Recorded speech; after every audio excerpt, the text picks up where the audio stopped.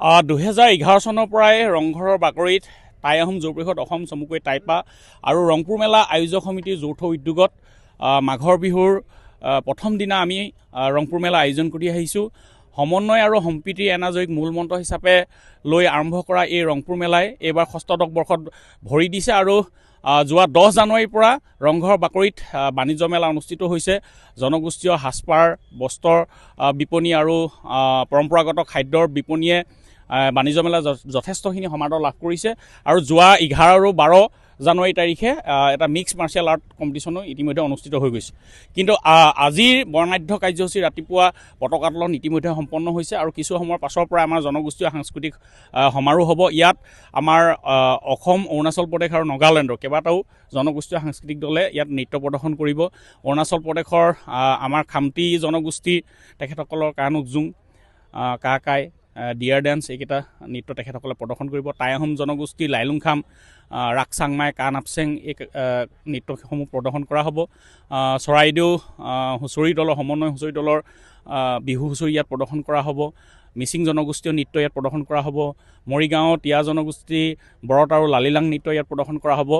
আৰু তেনেধৰণে আমাৰ উত্তৰ পূৰ্বাঞ্চলৰ কেইবাটাও জনগোষ্ঠীয়ে তেখেতসকলৰ জনগোষ্ঠীয় নৃত্য ইয়াত প্ৰদৰ্শন কৰিব আৰু বহুকেইটা প্ৰায় বিলুপ্তপ্ৰায় খেল ধেমালি ইয়াত পুনৰুদ্ধাৰৰ বাবে আমি প্ৰচেষ্টা লৈছিলোঁ।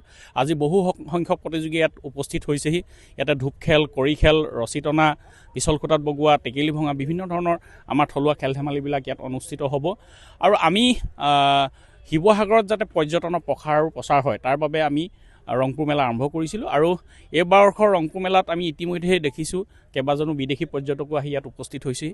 গতিকে অনাগত দিনত ৰংপুৰ মেলাই শিৱসাগৰ চহৰত বা শিৱসাগৰ জিলাখনত পৰ্যটনৰ ক্ষেত্ৰত যদি এক বিন্দু সহায় কৰে আমাৰ আয়োজকসকলৰ যি কষ্ট সেয়া সাৰ্থক হ'ব। আৰু আজিৰ যি জনগোষ্ঠীয় সাংস্কৃতিক সমাৰোহৰ পাছতেই এখন মুকলি সভা অনুষ্ঠিত হ'ব। তাত অসমৰ বিভিন্ন জাতীয় জনগোষ্ঠীয় সংগঠনৰ সন্মানীয় নেতৃবৃন্দ উপস্থিত থাকিব আৰু তাতেই চেমুন নামৰ আমাৰ যি বাৰ্ষিক যি আমাৰ মুখপত্ৰ স্বৰূপ স্মৃতি গ্ৰন্থ তাৰ ষষ্ঠদশ সংখ্যাটি আজি উন্মোচন কৰা হ'ব। গতিকে এটা বৰ্ণাঢ্য কাৰ্যসূচী ইয়াত অনুষ্ঠিত হ'বলৈ লৈছে। ইতিমধ্যে যথেষ্ট ৰাইজ সমবেত হৈছে আৰু আমি সকলো ৰাইজকে এই অনুষ্ঠানটো একেলগে আহি উপভোগ কৰিবলৈ আমাৰ সমন্বয় আৰু সম্প্ৰীতি এনাজৰীডাল অধিক শক্তিশালী কৰি আমি অসমীয়া জাতি আগুৱাই যাবৰ বাবে ইয়াত পণ ল'বৰ বাবে মই সকলোকে আহ্বান জনাইছোঁ।